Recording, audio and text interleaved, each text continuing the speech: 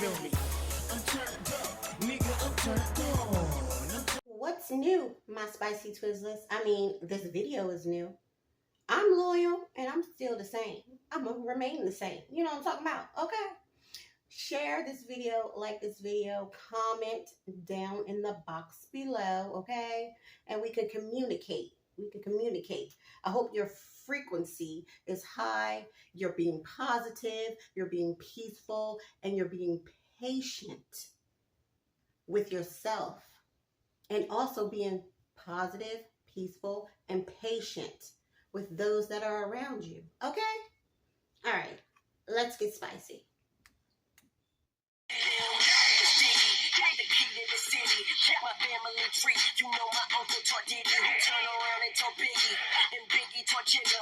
So you can just imagine what he teaching. Can you imagine what he teaching? Ooh, now tell me I just heard wrong. I'm pretty sure a lot of us known that it was a little sketchy back in those days. You know what I mean? Like, come on now. Huh? Tell me what you feel about this video right here, because that's how I feel right now.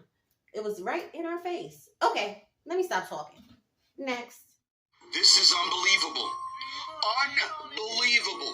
You know how you're all saying UFOs don't exist, they're not real, aliens aren't real, none of this is fucking real, it's a fucking psyop because aliens don't exist?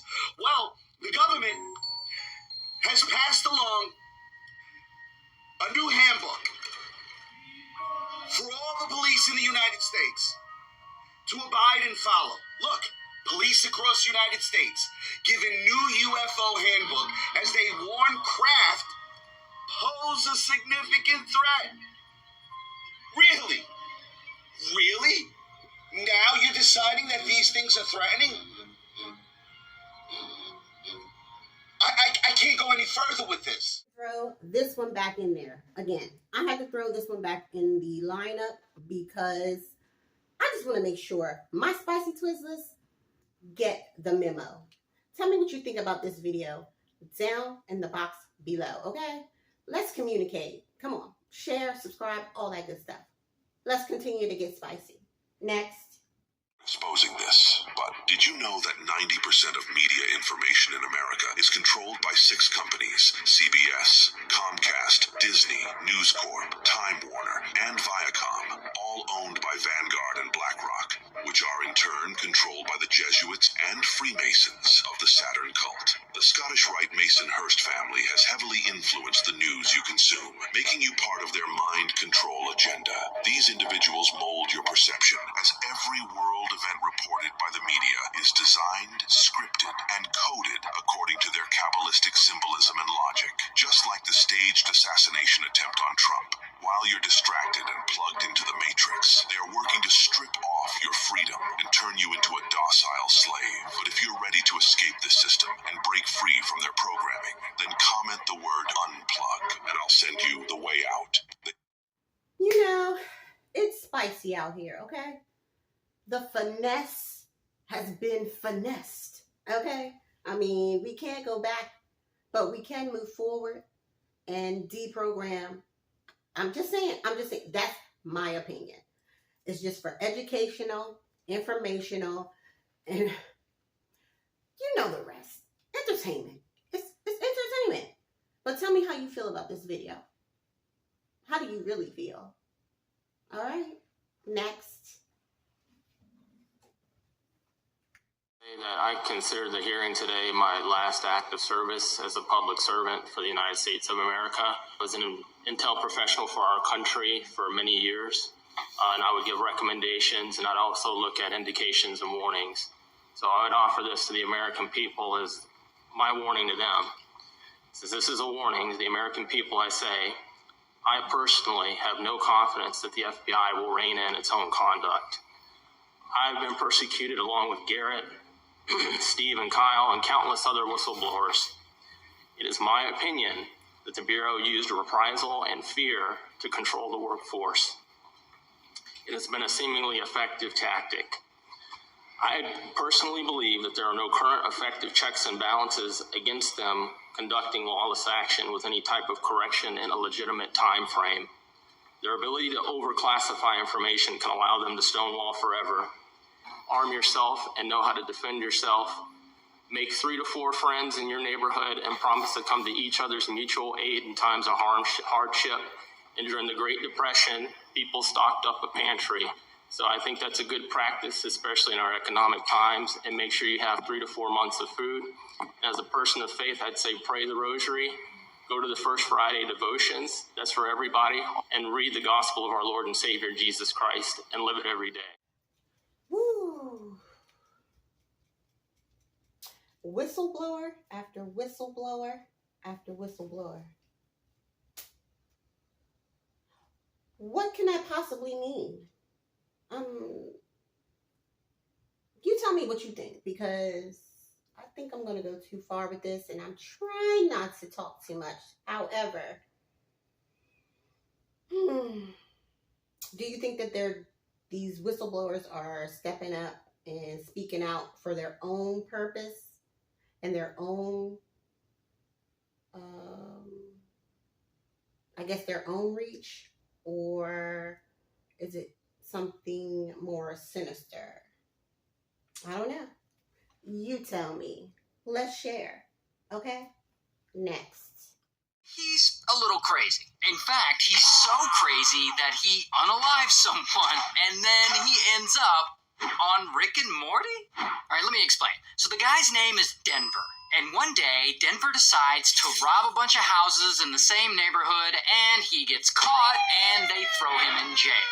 And unfortunately, being in jail really isn't good for his already failing mental health. And he starts having delusions and threatening deputies, and things aren't going well for him. But then, he gets transferred to the county jail. And 5 days after moving to that jail, he decides to attack his cellmate for some reason. And he waits for him to fall asleep, and then he sneaks over to his bed, and bam, he smashes his cellmate's head in, and he unalives him. And apparently, afterwards, he's like bragging to the other inmates about what he did. He's like, that's right, I crushed that bastard. And the other inmates are just like, okay, yikes. So Denver is charged with murder, and they assign him a public defender. This guy, who we'll just call Saul. And Saul tries to work with him a bit, and pretty quickly, he's like, this guy is not mentally fit to stand trial. So the state sends Denver to a psychiatric facility for a psych evaluation to make sure he fully understands what's happening to him while he's on trial. But sending him to this psych facility really pisses Denver off. Mostly, he's mad at Saul for recommending he be sent there. Regardless, Denver spends a bit of time in this hospital, and there they diagnose him with schizophrenia.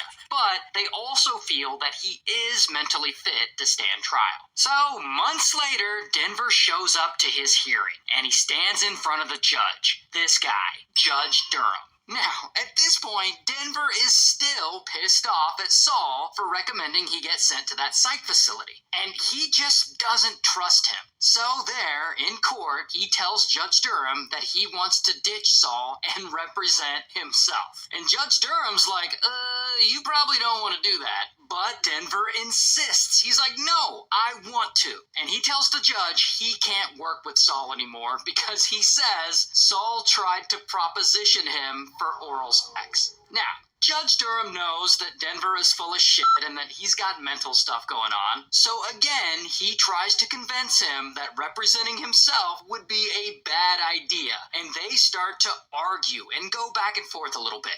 And this really starts to piss Denver off. And he gets all worked up. And pretty quickly, he's yelling at the judge, saying really obscene things to him. And eventually, he just starts threatening to unalive the judge and his family. Now, during all this, Judge Durham is supposed to stay professional, but that's not what he does. Because Denver is just like the rudest person he's ever met, and Judge just can't take it anymore. And he starts yelling back and like calling Denver stupid. And then Denver starts proclaiming that the judge wants to perform oral sex on him as well. And like the judge gets all mad and he calls him a queer which is extremely unprofessional and homophobic. But both the judge and Denver are just angry and they're arguing, and neither of them will back down. Now, eventually, this hilarious argument ends, and Denver leaves the courtroom, and everyone there is just like, what the f***, did that crazy exchange really just happen? But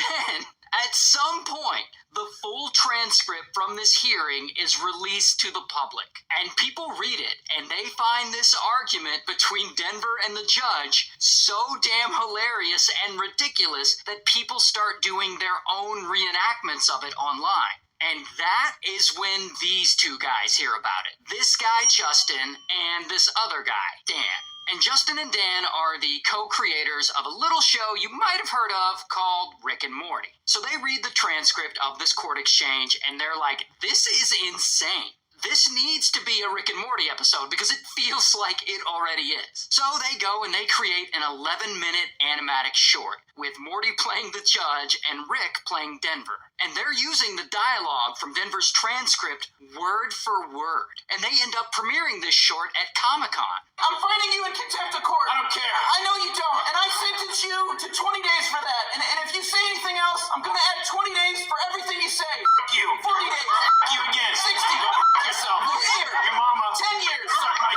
Now you're calling me stupid? Listen, yes I am. This is kangaroo court. You know what? You have a constitutional right to be a dumbass. So this short debuts at Comic-Con, and Rick and Morty fans absolutely love it. And so Adult Swim, they release it on their YouTube channel, and it blows up, getting 12 million views. Now, this video doesn't exactly make Judge Durham look all that great. I mean, people know Denver's crazy, but the judge is supposed to be a bit more professional in these situations and not argue with the defendant, and especially not calling him stupid or calling him homophobic slurs.